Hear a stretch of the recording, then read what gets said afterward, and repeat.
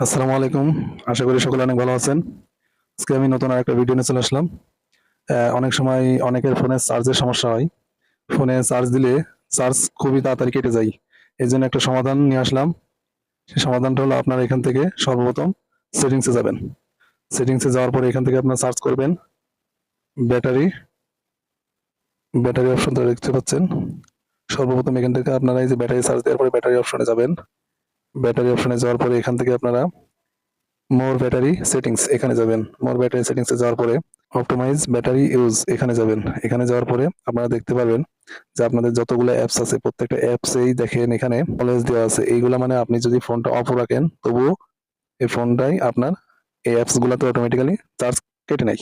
সেই হিসেবে আপনারা এটা যদি বন্ধ করে রাখেন, দেখা যাচ্ছে আপনার যে অ্যাপস গুলা এমার্জেন্সি প্রয়োজন যেগুলো আপনি চালান সেগুলা ব্যতীত যেগুলো আপনার অলওয়েজ দেওয়া আছে সেগুলো আপনি আহ বন্ধ করে দিতে পারেন।